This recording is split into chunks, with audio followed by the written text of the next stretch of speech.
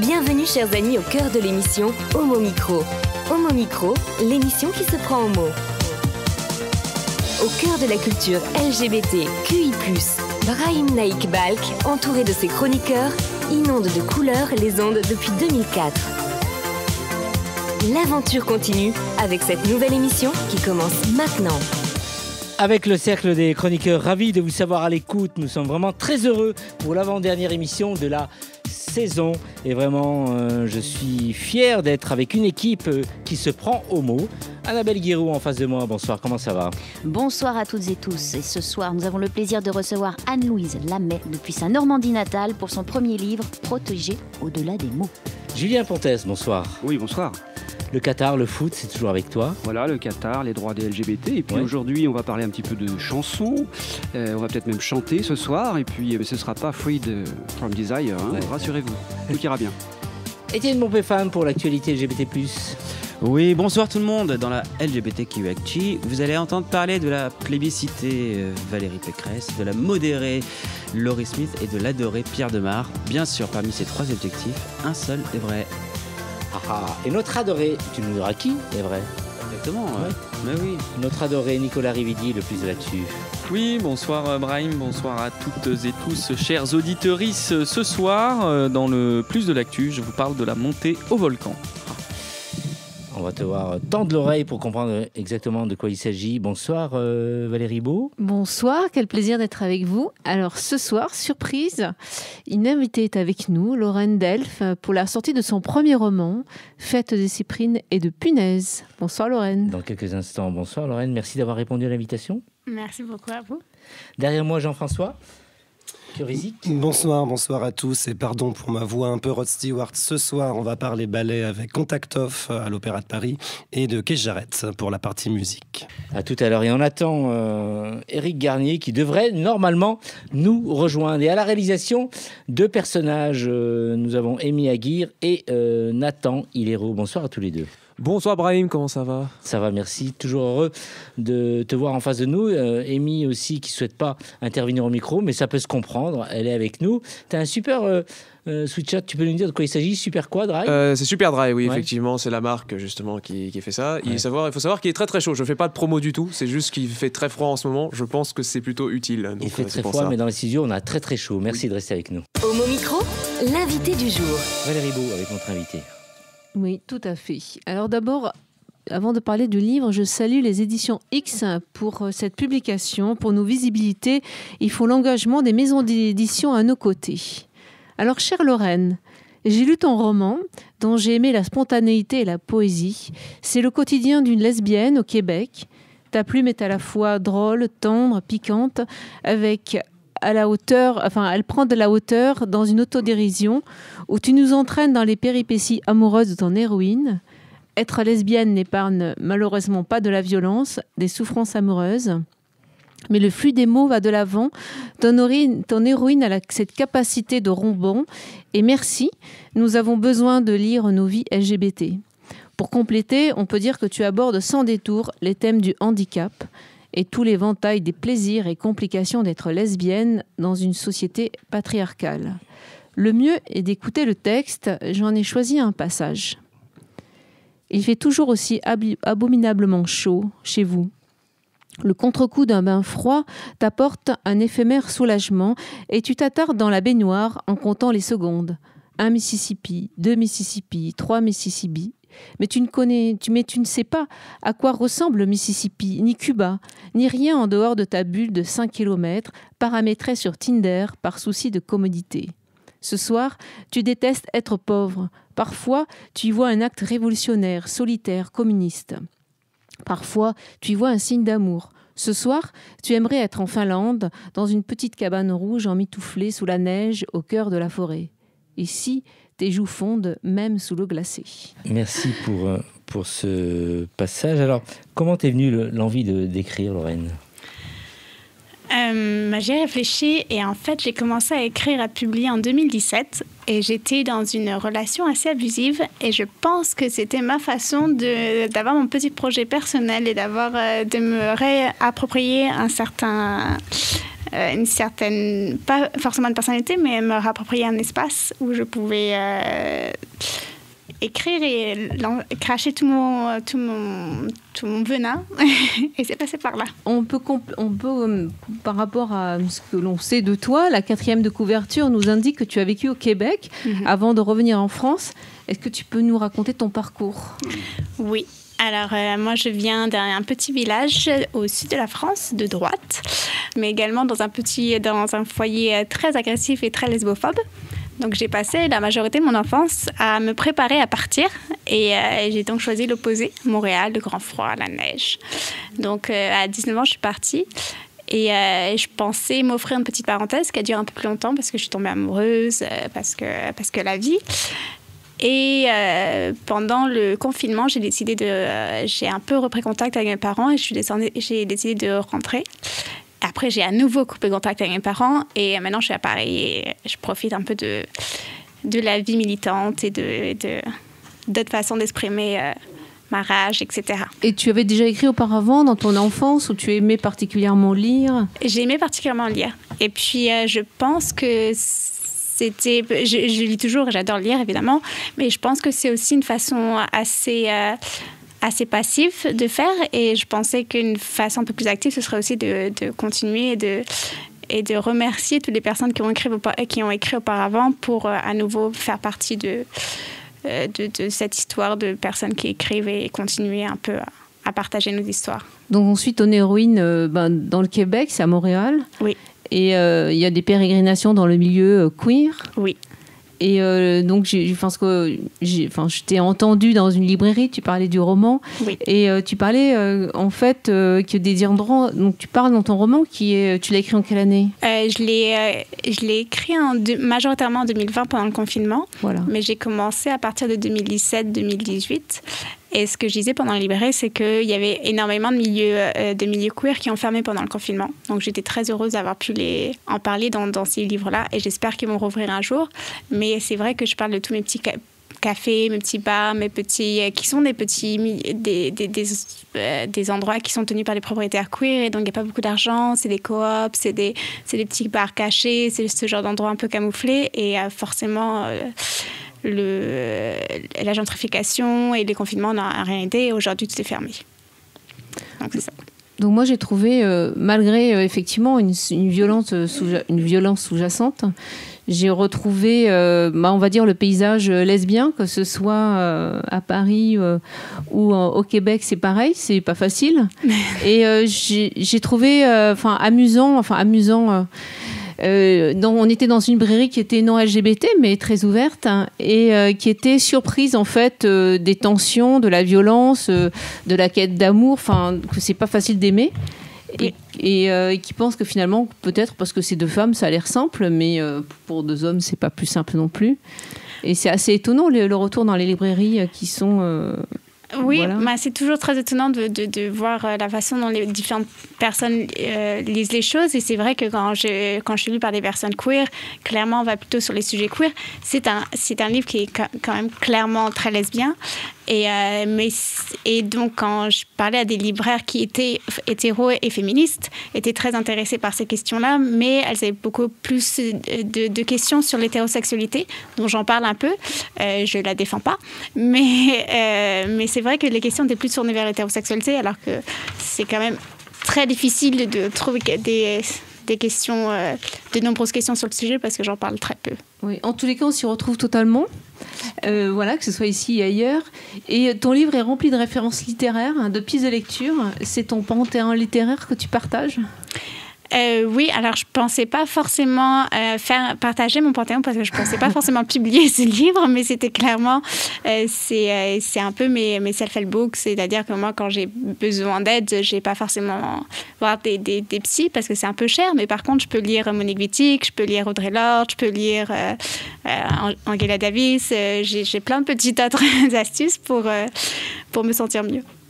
Voilà, moi c'est un livre que j'aurais aimé lire à une vingtaine d'années et puis même plus, mais je pense que c'est un livre aussi non seulement qui nous fait plonger dans nos vies, mais aussi qui nous nourrit littéraire, qui nous donne des pistes littéraires, qui nous construit. Et quels sont tes projets à présent? Est-ce que tu as un nouveau projet littéraire, autre chose? Moi, j'ai toujours plein de projets littéraires. J'utilise l'écriture comme un échappatoire et donc, au lieu de régler mes problèmes, j'écris. Parce que ça prend beaucoup de temps, donc c'est beaucoup plus intéressant que de... Tu n'as pas besoin de psy alors? Je ne sais pas encore. Mais pour l'instant, je n'ai pas encore les moyens d'aller chez le psy. Donc, on continue d'écrire. Et donc, oui, j'ai un deuxième manuscrit sur les relations familiales. Et j'en ai un troisième sur la dépression. Toujours très légère. Pourtant, je commence toujours très léger. Et puis, au final, ça paraît un peu... je fais des gros détours, mais c'est ça. Donc, mais sous forme de roman? Oui. Et les deux sont des fictions. Et chers lecteurs, lectrices, je vous rassure, c'est à la fois très profond, mais avec tellement d'humour. Oui. Et il y a un côté acide, mais doux. En tout cas, merci de ta venue. Alors, le livre, c'est Fête de cyprine et de punaise. C'est déjà une invitation en soi. Et c'est Lorraine Delph, aux éditions X. Merci d'avoir répondu à l'invitation. Et ce titre, pourquoi ce titre, Fête de cyprine? C'est assez particulier, dis-nous un peu. Oui, et c'est toute la question de désir et de trauma. Donc cyprine, ça correspond au désir, et punaise, la question de traumatisme, qu'on peut tous les deux revoir dans les lits. Merci, effectivement, j'en ai pas mal dans mon lit d'ailleurs. Ah, merci. Merci à toi, merci d'avoir répondu à l'invitation. Tu restes avec nous pour la suite de l'émission? Oui. Merci. Homo Micro, le cercle des chroniqueurs. Tout de suite, c'est l'info LGBT+, avec notre ami Étienne, bon père femme. Et tout de suite, tu commences par l'homoparentalité? Tout à fait. Bonne nouvelle, la Commission européenne propose un certificat européen de parentalité qui permettra notamment aux familles homoparentales d'être reconnues dans tous les pays de l'Union. Pour rappel, cette insécurité juridique qui concernerait 2 millions d'enfants selon l'exécutif européen retire aux familles des droits très concrets comme l'héritage, la décision en urgence d'un traitement médical, l'inscription à l'école, etc. Ce certificat permettra à un enfant d'apporter la preuve que ses parents sont reconnus dans un autre État membre, assure la Commission. En outre, cela permettra de réduire de 70 à 90% les coûts administratifs nécessaires pour faire reconnaître sa parentalité dans un autre pays. Et bien sûr, cela lèvera cette pression que vivent les parents pendant la procédure administrative, comme nous l'avait expliqué il y a quelques semaines Sylvie Lee, l'autrice de la conception de Léo avec la PMA. En effet, si la mère ou le père biologique meurt avant la reconnaissance de la parentalité pour le second parent, la garde de l'enfant revient à ses grands-parents biologiques, ce qui peut être dramatique dans le cas de familles empreintes d'homophobie. Tu nous emmènes en Indonésie? Oui, le nouveau code indonésien voté mardi ne rend pas l'homosexualité illégale comme le prévoyait sa première mouture. Hurrah! Eh ben non, elle criminalise cependant les relations sexuelles hors mariage, ce qui attise les inquiétudes de la communauté LGBTQI+, de l'archipel de l'Asie du Sud-Est, déjà victime de nombreuses discriminations. En effet, le plus grand pays musulman du monde n'autorise pas le mariage entre personnes de même sexe. Par conséquent, tout rapport sexuel sera considéré comme un crime et pourra être dénoncé par un parent, un conjoint ou un enfant. Et quand on sait que souvent l'homophobie provient de ses proches, l'avenir des LGBTQI+ dans le pays semble très compliqué. Un pays très compliqué, les États-Unis. Oui, mais là, restons dans le mariage, toujours. Mais cette fois-ci avec le Parlement américain qui a sécurisé le mariage pour tous aux États-Unis. Avec cette loi que le président Biden signera rapidement, la Cour suprême ne pourra pas interdire le mariage entre personnes de même genre, comme elle l'a fait sur le droit à l'avortement. C'est une bonne nouvelle. J'en ai une moins bonne, cela dit, la Cour suprême, très conservatrice donc, est en train de déterminer si un commerçant peut refuser de servir des clients LGBTQI+, si cela heurte ses convictions religieuses. Ce sujet est arrivé jusqu'à la Cour suprême grâce ou à cause de Laurie Smith, qui se définit comme chrétienne pieuse et qui ne veut pas créer de page web pour des mariages de personnes de même sexe. Or, le Colorado, où elle vit, interdit depuis 2008 les discriminations sur la base de l'orientation sexuelle et peut imposer des pénalités allant jusqu'à $500. Laurie Smith n'a pas été approchée par des clients gays, on comprend bien pourquoi, mais elle veut s'en prémunir. C'est pourquoi elle s'est tournée vers la Cour suprême qui doit rendre sa décision avant le 30 juin 2023. L'environnement LGBT-phobe dont nous parlions la semaine dernière laisse peu d'espoir quant à la décision qui sera prise.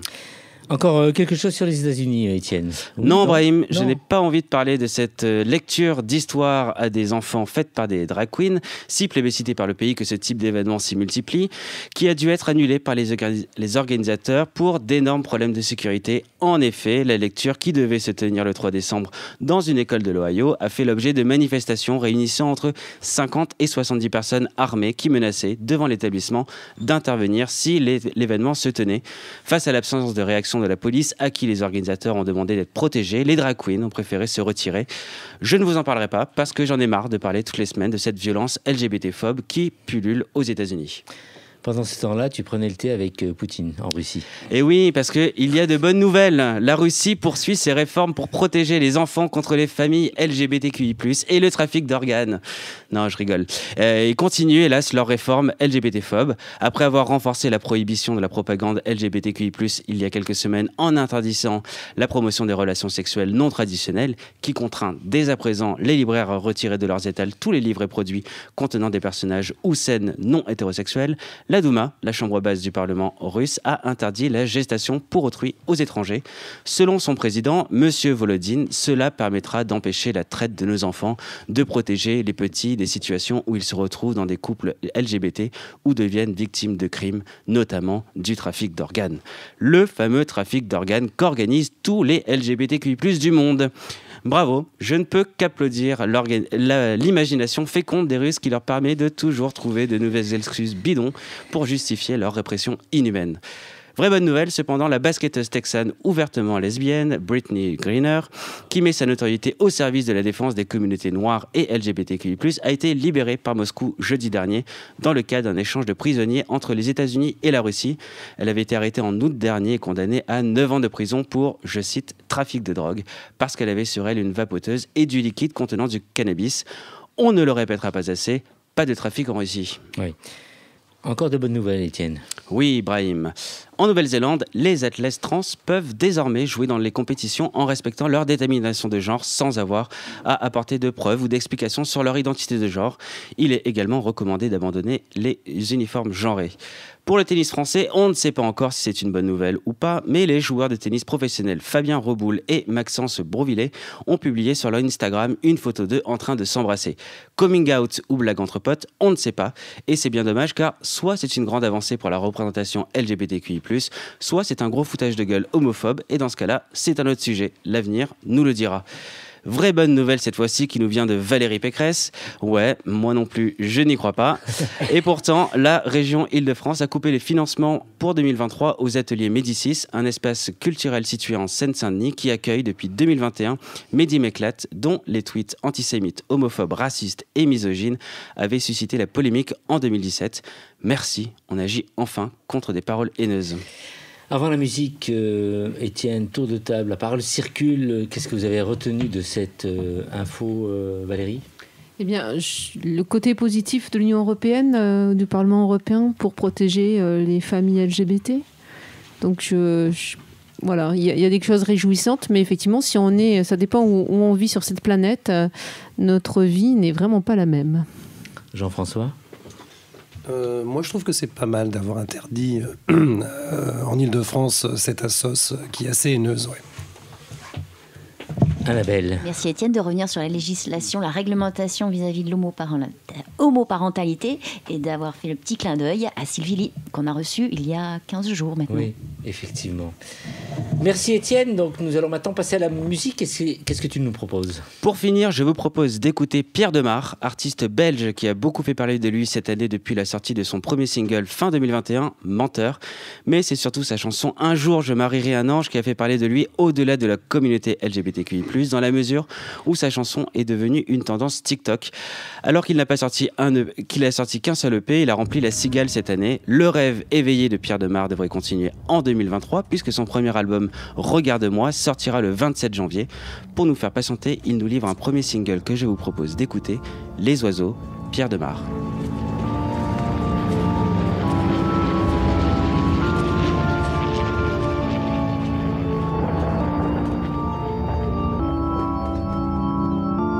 Serre les dents, je crains les oiseaux qui plombent le ciel, les tirs au sort, les innocents, mes beaux efforts tout ça n'est que pour toi. Mes genoux me font mal, je fais le mort comme un enfant. Et j'ai mal, je poursuis le combat. J'ai si mal, c'est pas vrai, non c'est pas vrai, c'est tard.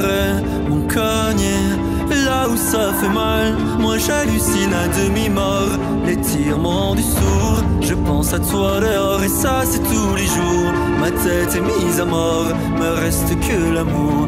Le ciel m'accuse à tort et je paierai pour toujours le prix des années folles, la bêtise d'un homme dans son bel uniforme.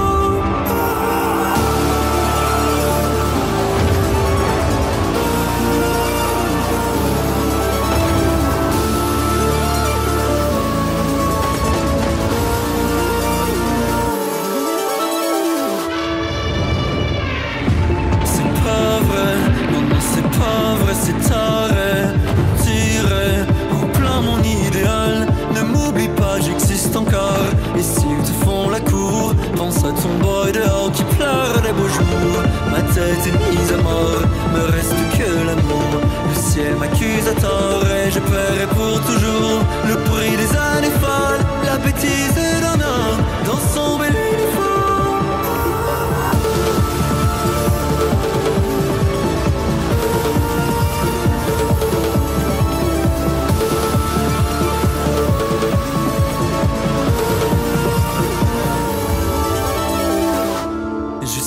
Les dents, je crains les oiseaux qui tombent du ciel et qui dévorent les innocents. Mes beaux efforts, ils n'étaient que pour toi.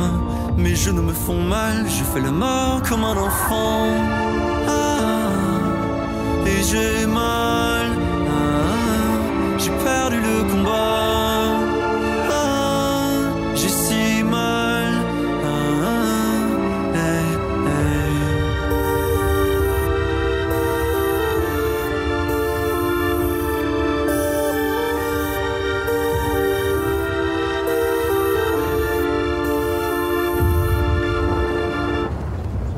Micro, le cercle des chroniqueurs. Le cercle des chroniqueurs et nous en arrivons maintenant à Annabelle Guiraud avec son invité. Bonsoir Annabelle et bonsoir à notre invité par téléphone. Bonsoir Annabelle, bonsoir à toute l'équipe.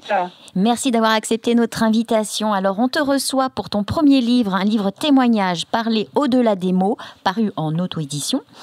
Alors, je fais vite le pitch. Le cœur du livre, l'inceste, la spécificité. Tu as été victime d'inceste durant ton enfance et tu racontes les séances de viol et violences sexuelles. Tu racontes l'amnésie traumatique. Tu fais un point sur notre justice. Tu partages ton avis objectif sur la question des ressources inconséquentes mises en place pour lutter contre l'inceste. Tu fais part avec clarté et franchise des souffrances au long cours. Alors c'est un livre fort, c'est un livre choc de 166 pages, c'est un premier livre très bien écrit qui prend aux tripes et qu'on a du mal à lâcher. Alors c'était ton objectif, Anne-Louise, sensibiliser le plus grand monde au fléau silencieux de l'inceste et ses conséquences ? Oui, tout à fait. En fait, j'ai cumulé pas mal d'informations depuis cette explosion, cette explosion qui est clairement expliquée dans le livre. Il était pour moi très important de libérer la parole pour déjà dans un premier temps me soigner. Parce que j'avais besoin de mettre des mots sur papier pour les partager aux autres et évidemment pour pouvoir éventuellement aider d'autres personnes et surtout pour que mes proches puissent comprendre ce qu'une victime d'inceste vit, ce qu'elle ressent et quels sont les moyens éventuels pour les aider, les accompagner dans cette souffrance qui est une souffrance à vie pour moi. Alors Anne-Louise, et je l'ai dit dans la précédente question, tu écris dans le livre que l'inceste est un fléau silencieux. Derrière ce mot, tu mets quoi ? L'omerta familiale, ne pas oser déposer plainte ? Alors, effectivement, moi, il y a 2 ans, quand j'ai exposé et que j'ai décidé de commencer à me soigner dans un premier temps, moi, dans mon cas, j'explique clairement comment ça s'est passé.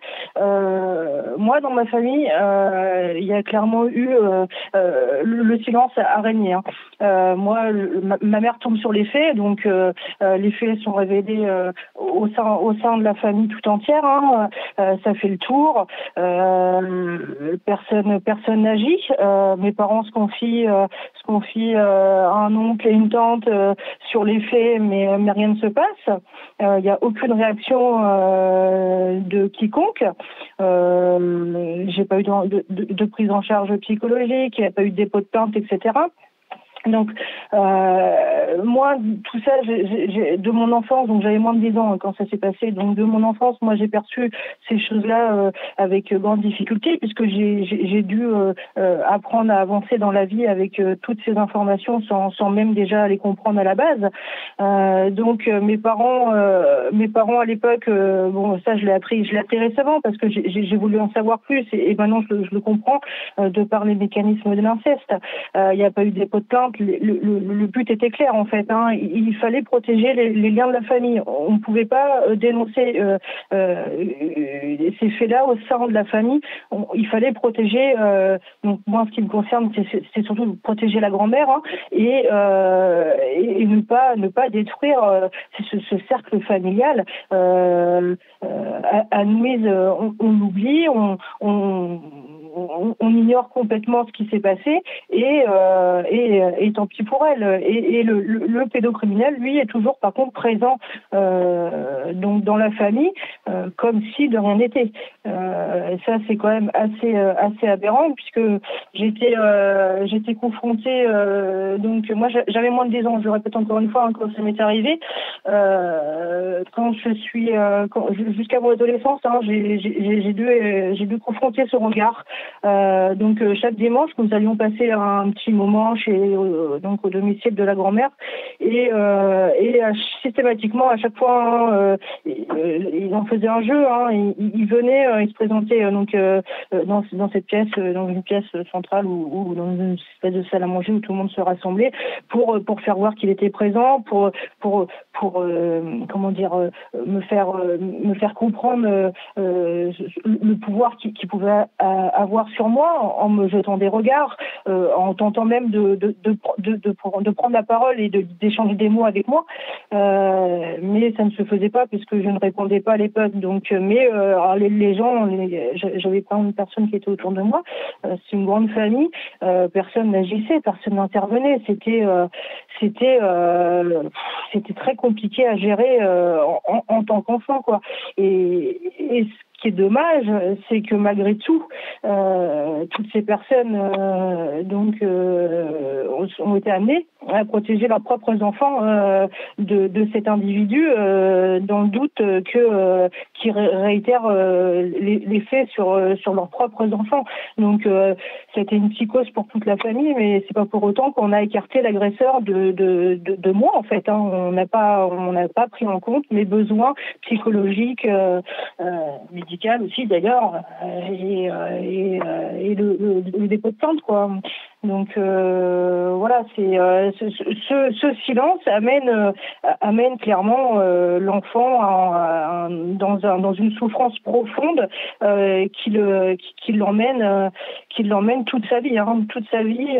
Enfin moi, ce qui me concerne, moi toute ma vie, et ça je pense que toutes les victimes sont d'accord avec moi, c'est que c'est une souffrance, oui, qu'on endure toute notre vie, quoi. Justement, en parlant de souffrance, chaque cas d'inceste est un cas particulier et chaque victime va exprimer cette souffrance de manière différente. L'enfant va apprendre, va essayer de grandir, de construire sa vie. Et dans ton cas personnel, en fait, on va dire, tu es gendarme, et c'est très délicat parce que va se rajouter le phénomène de dissociation, car tu es tiraillé entre ton combat contre l'inceste, dont tu as été victime, et ton métier de gendarme en qualité d'enquêteur. Alors, selon toi, exercer cette profession t'a aidé à comprendre ton histoire pour mieux te relever ? Alors, il y a beaucoup de choses à dire à ce sujet. Moi, j'ai appris à grandir avec ces faits en tête. Moi, les faits, je les ai en tête depuis très longtemps. J'espère de ne pas avoir fait d'années traumatiques et de ne pas avoir oublié certains faits. Moi, j'ai appris à grandir avec la peur de l'adulte. Je n'avais absolument confiance à personne. J'ai une adolescence un peu mouvementée parce que j'avais besoin de m'exprimer différemment, d'oublier cette souffrance, cette douleur. Donc j'ai manqué un peu de stabilité. j'ai réussi donc à sortir quelque chose de moi en travaillant dans différentes sociétés, en décrochant quand même quelques diplômes. Mais après, j'ai éprouvé effectivement ce besoin de rentrer dans la gendarmerie. La gendarmerie, pourquoi ? Parce qu'il y a toujours ce besoin. Donc ça, je le comprends récemment aussi, ce besoin de justice, de par les victimes, de combattre l'injustice, de faire respecter la loi. Ça, c'était mes objectifs principaux. Les points de repère dans l'institution, pour moi, ça a été clairement la sécurité. J'étais entourée et j'ai pu avancer, quoi. Donc alors en ce qui concerne le fait que je sois gendarme, il y a beaucoup de choses à dire, parce que dans le sens où en fait on peut parler des choses avant et après mon explosion. Donc moi, ce qui me concerne avant l'explosion, quand j'étais dans le déni, même si c'était pas vraiment un déni, parce que j'avais conscience de ce qui s'était passé, mais je l'avais pas pris en compte, quoi. Je mettais forcément en place des stratégies d'évitement. Moi, à la maison, depuis mon plus jeune âge, j'étais quasiment interdite de parler de sexe. Je ne supportais pas regarder les journaux télévisés puisque ça parlait de viol, d'agression sexuelle, et ça me rappelait forcément systématiquement ce qui m'est arrivé. On peut appeler ça une espèce aussi de dissociation, puisque j'avais très peu d'empathie par rapport aux autres. La barre, le niveau a été très haute chez moi. J'étais très exigeante, avec les autres, quoi. Donc ça a été quelque chose. Donc avant mon explosion, et puis même en qualité de gendarme, c'est pareil. Je ne ressentais rien. Je ne percevais pas les difficultés. Enfin, je pouvais percevoir les difficultés des gens, mais au niveau sentiment, je ne ressentais rien. Un gendarme s'interdit de ressentir les choses. Et du coup, je n'allais pas plus loin, quoi. Donc après mon explosion, donc il y a moins de 2 ans, j'ai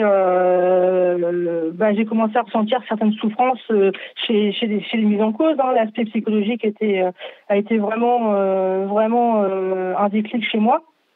Donc on peut toujours aller plus loin jusqu'à me dire que si on prend pas alors je parle en qualité de gendarme, j'essaie de faire très court et très rapide, mais si on prend pas en compte l'aspect psychologique de nos mises en cause par rapport à leur vécu, eh bien moi je pense qu'on entretient clairement nos délinquants dans leur haine et de leur besoin de commettre des délits, des crimes, puisque on parle de répétition transgénérationnelle où en fait l'enfant reproduit ce qu'il a vécu. Donc là on va à l'extrême, mais c'est ce qui se passe. Donc moi j'avais besoin aussi de parler de tout ça. Et puis effectivement, dans un deuxième temps, le métier de gendarme, j'ai des connaissances judiciaires, juridiques, et toutes ces connaissances, sont très maîtrisées dans cette procédure judiciaire, parce que moi j'ai décidé de déposer plainte. Donc après mon explosion, quelques temps après mon explosion, après avoir été prise en charge psychologiquement et avoir fait des démarches personnelles, j'ai décidé de déposer plainte. Donc oui, effectivement, tous les faits qui se sont déroulés chez moi, la pluralité des auteurs, l'amnésie traumatique, la prescription qui est très importante, parce que je suis contre, voilà.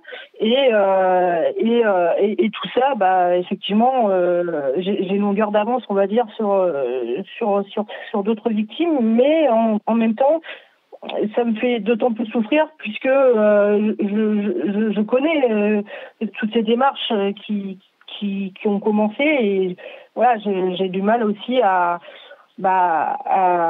accepter tout ça, mais ouais. C'est ce côté victime gendarme qui est effectivement très difficile pour moi à gérer. Alors, concernant on fait tout pour que ça se passe bien, quoi. Concernant les victimes, donc Au Micro est une émission d'utilité publique, donc on va préciser qu'en cas de situation d'urgence, on peut appeler la police, ou composer le 119 Allô Enfance en danger. Qu'il existe également des associations spécialisées dans l'aide aux victimes de viols et d'agressions sexuelles. Tu peux nous en citer quelques-unes ? Alors, j'en découvre beaucoup sur les réseaux, mais moi, j'ai déjà rencontré donc la Civise. Je suis déjà allée me présenter à la Civise sur la commission indépendante sur l'inceste et les violences sexuelles faites aux enfants. Donc, c'est une commission qui est co-présidée par le juge Édouard Durand, qui donc un juge des enfants sur la région parisienne, qui fait énormément pour faire avancer les choses. Je pense aussi à Muriel Salmona, la psychiatre, qui elle aussi se bat avec son association Mémoire traumatique et victimologie. Il y a aussi Face à l'inceste d'Isabelle Aubry, qui est également une victime, qui a écrit un livre. Et puis Arnaud Gallet aussi, qui j'ai eu la chance de rencontrer avec son association Prévenir et Protéger, Be Brave France. Et voilà, et toutes les associations qui me contactent sur les réseaux. Donc voilà, il y a de quoi faire, oui. Je suis certaine que ce sujet a fait écho parmi nos auditrices et auditeurs et qu'ils sont désireux de lire ton livre. Est-ce que tu peux nous préciser où l'on peut acheter ton livre témoignage Protégé au-delà des mots? Oui, tout à fait. Ouais. Donc le livre est disponible sur la plateforme Amazon dans l'immédiat. Donc voilà, vous pouvez le commander quand vous le souhaitez. Ou alors vous me contactez directement sur les réseaux, donc sur Facebook, Instagram et Twitter, Anne-Louise Lamé. Et je peux vous l'envoyer directement à votre domicile, il n'y a pas de souci. On peut faire comme ça aussi. Merci Anne-Louise de nous avoir accordé cette interview pour Homo Micro. Merci à vous, Annabelle, de m'avoir accueilli par téléphone. Merci. Et reviens quand tu veux pour nous parler de ton futur deuxième ouvrage. Oui, ça va venir, j'espère. Merci à vous. Homo Micro, le cercle des chroniqueurs. Éric Garnier, nous restons dans le domaine des livres. Et oui, on va encore parler poésie.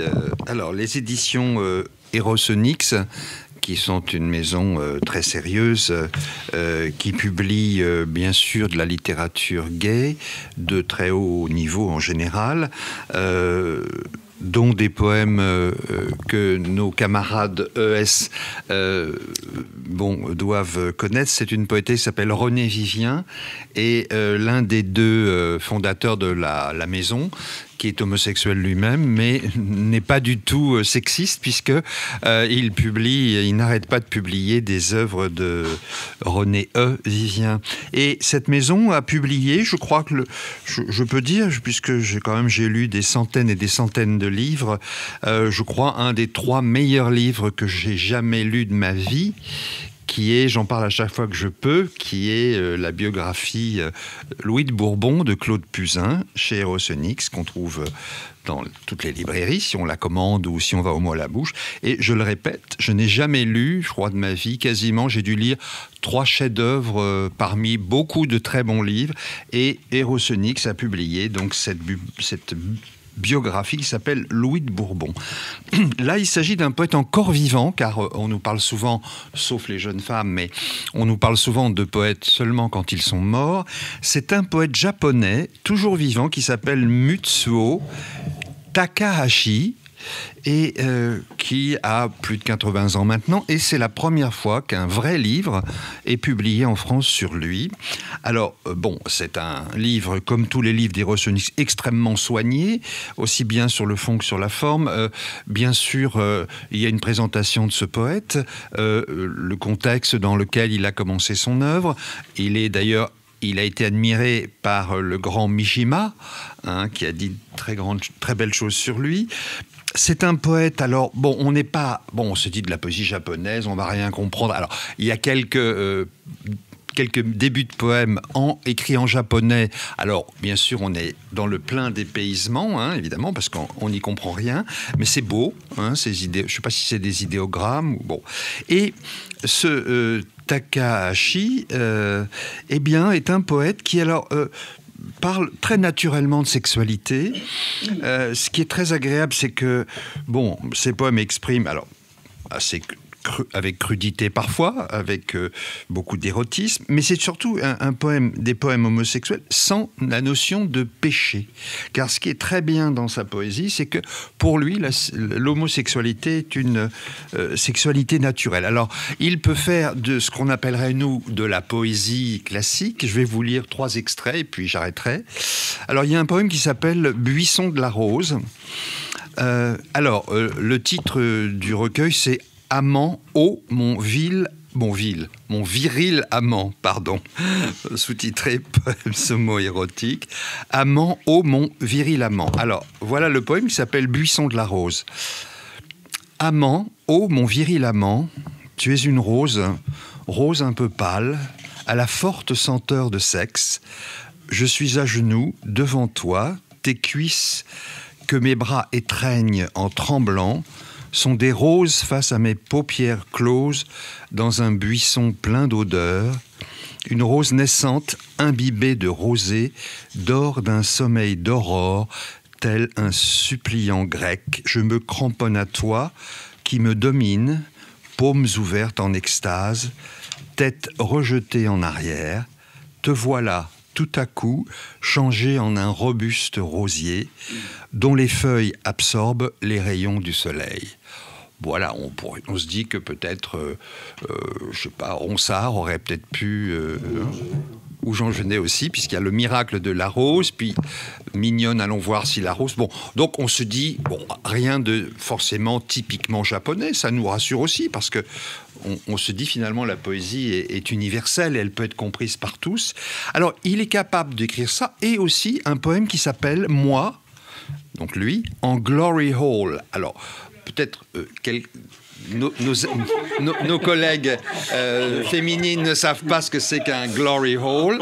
Je vois que Nathan ne sait pas. Prends-le avec des pincettes, Eric, ça sera peut-être un peu plus simple. Et alors, après ce que nous avons lu sur la rose, donc la poésie, alors voilà.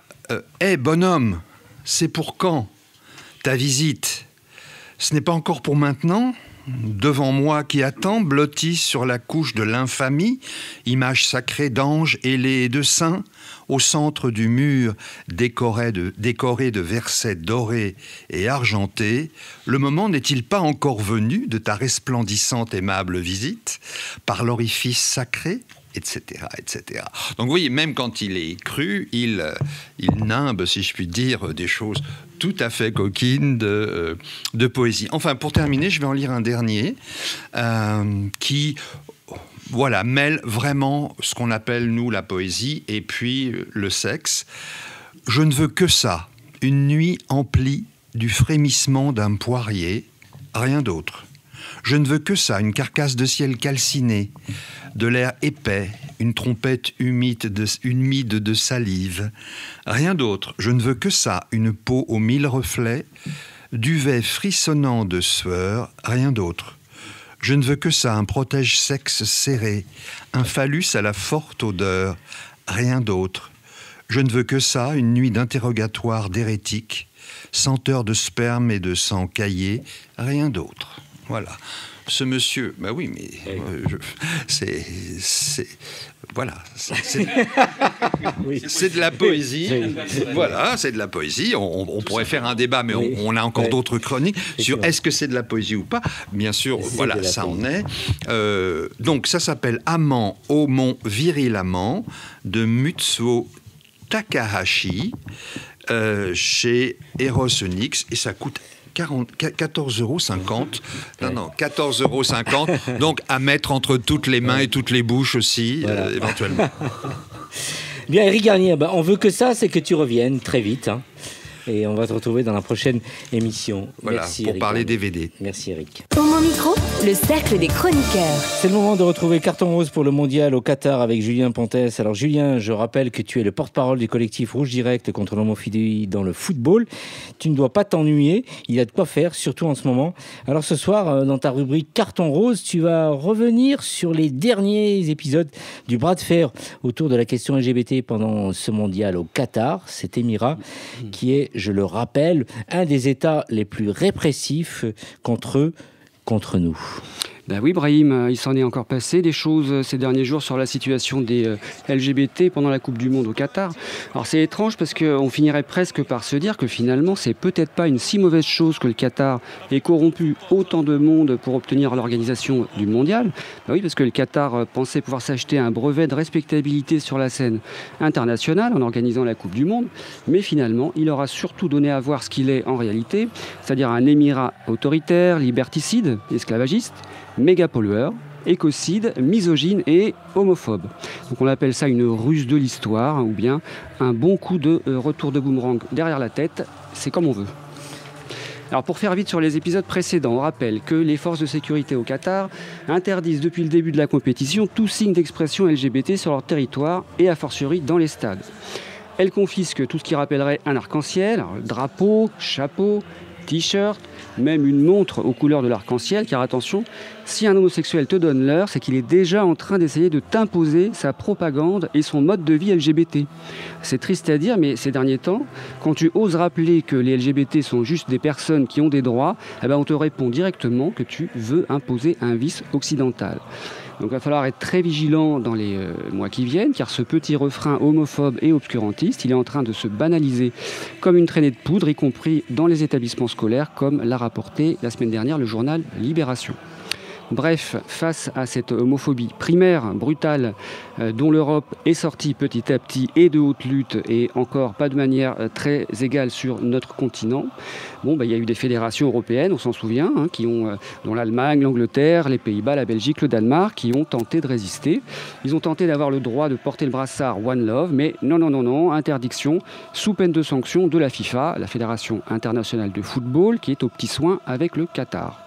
Donc voilà où on en est en 2022, risquer de prendre une sanction au motif qu'on défend les droits humains et le respect des LGBT. Mais alors, la France, c'est quand même le pays des droits de l'homme. On a certainement été exemplaire dans cette affaire, non ? Oulala, Brahim. Oulala, alors, première chose, je te rappelle que le sport n'est pas politique. Et c'est pas moi qui le dis, c'est le président de la République qui le dit, c'est Emmanuel Macron qui prend l'avion mercredi, destination la Coupe du Monde au Qatar. Mais bon, soyons pas mesquins, on va pas céder à la facilité non plus. Puis en fait, c'est peut-être un petit peu plus compliqué que ça. Et là, je vais bien entendu parler de notre ministre des Sports, Amélie Oudéa-Castéra, qui nous a réservé une bien jolie surprise samedi soir lors du match France-Angleterre au Al Bayt Stadium de Doha. Alors c'est vrai, on ne l'avait pas vu venir.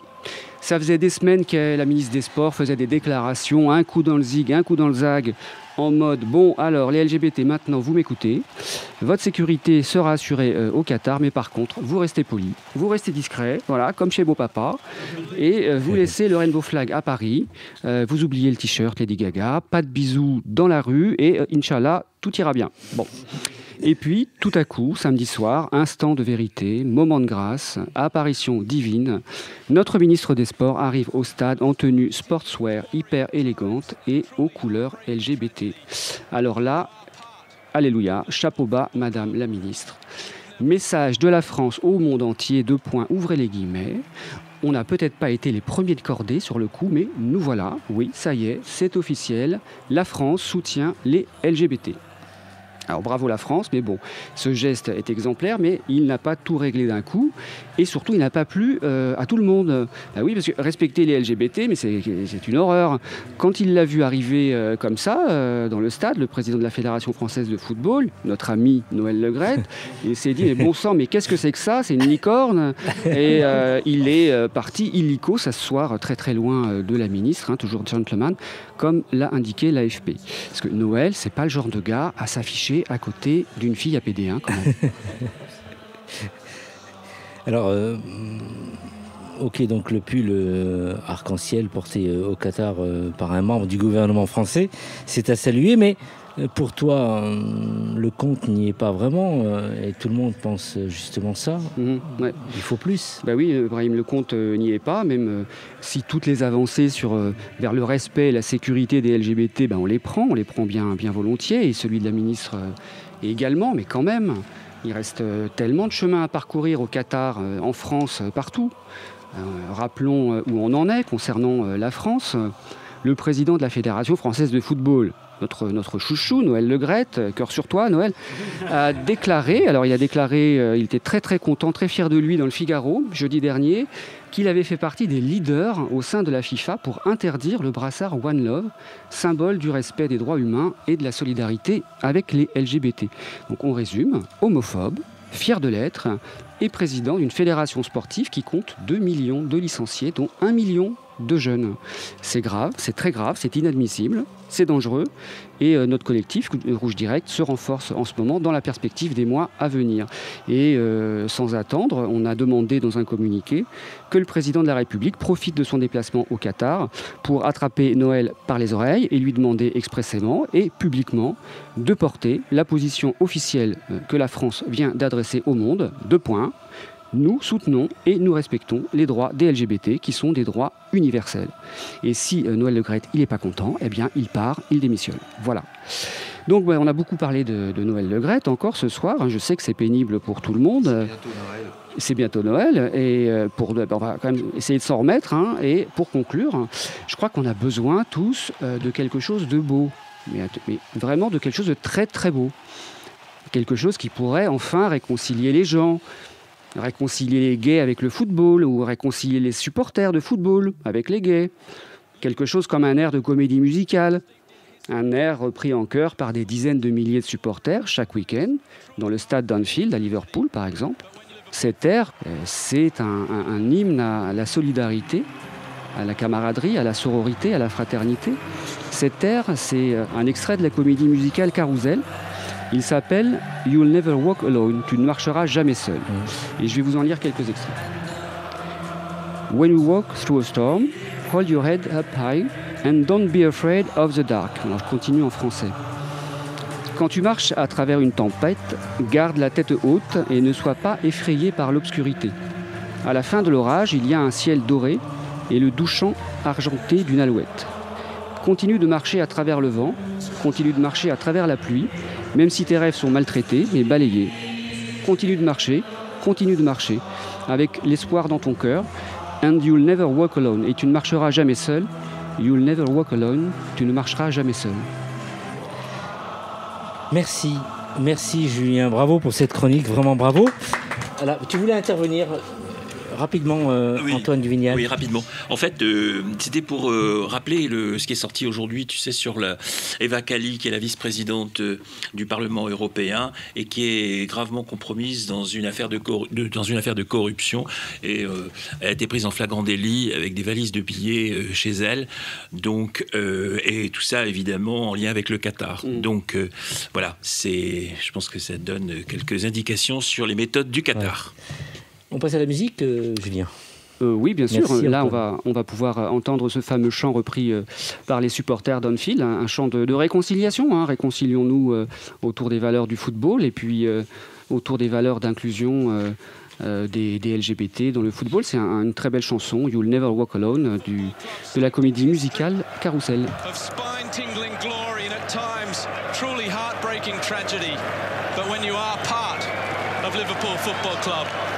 You'll never walk alone.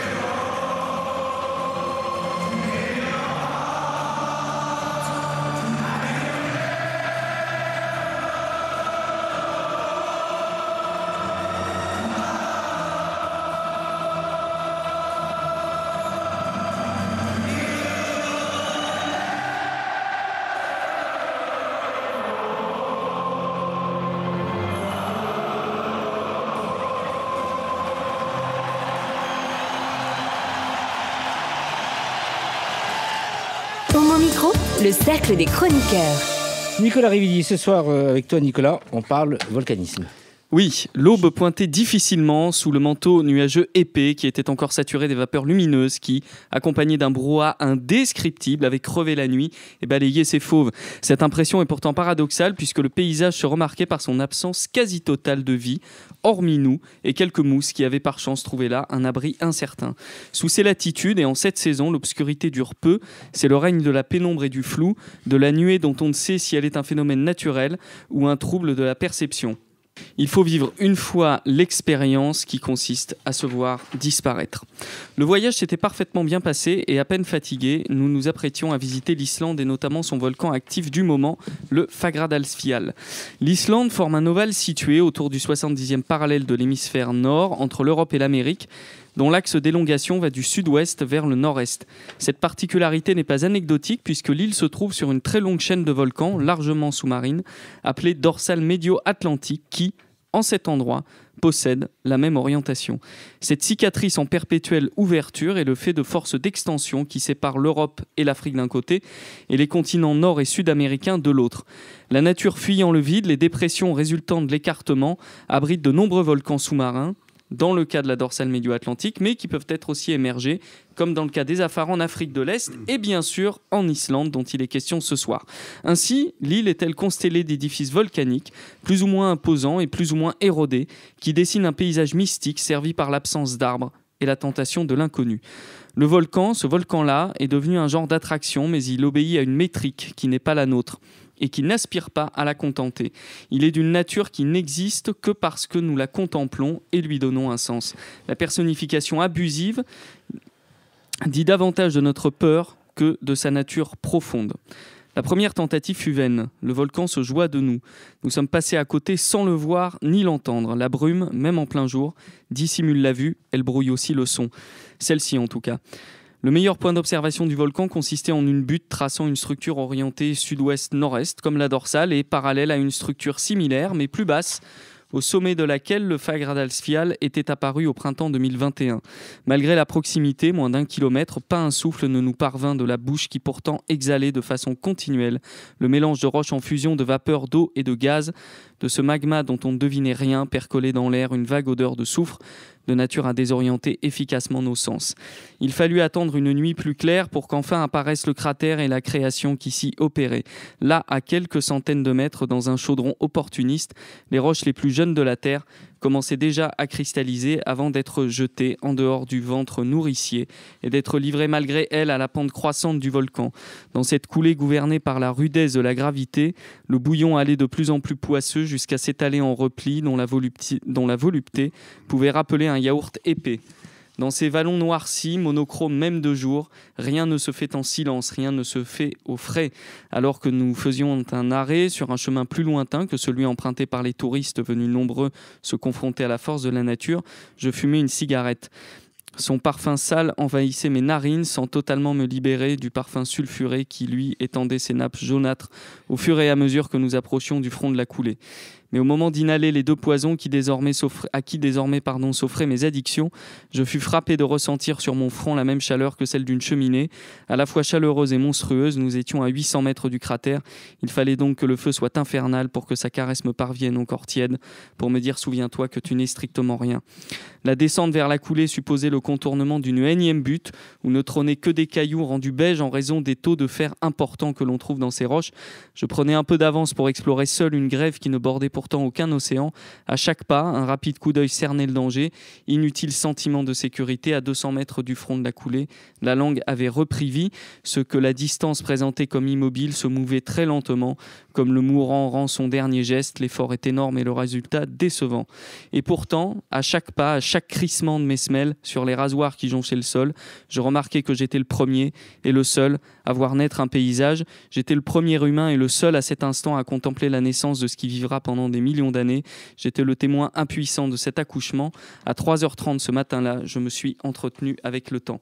Laissant le rougeoiement du ciel dans notre dos et la forge continuer son œuvre, il était temps de nous remettre en route. Et alors que nous longions une coulée refroidie depuis quelques semaines, notre cheminement était marqué par le chant de la roche, hurlant le bruit sourd et désespéré de ses fracturations multiples, se déroulait encore sous l'écorce austère et figée, un combat qui n'était plus le nôtre. Bien que je sois en mesure d'expliquer froidement presque chaque élément que mes yeux ont pu voir cette nuit-là, il reste une part de fascination et de transcendance dont même un esprit cartésien ne peut s'extraire. En Islande, j'ai vu la naissance du monde. Merci, c'est fort. Eric ? Là, c'est de la poésie en prose et voilà, c'est pas très LGBT, mais on a besoin un peu d'autre chose que de nous-mêmes. Oui, effectivement. Merci pour ce bon moment, Nicolas Révidi. Pour mon micro, le cercle des chroniqueurs. On enchaîne tout de suite avec Jean-François. Toujours dans la poésie, mais la poésie des corps. Et toujours pardon pour ma voix. Je voulais vous parler du ballet Contact Off, qui a lieu actuellement à l'Opéra de Paris. C'est une œuvre de Pina Bausch qui est rentrée au répertoire très récemment, et qui met en scène des hommes et des femmes qui se rencontrent, qui se touchent.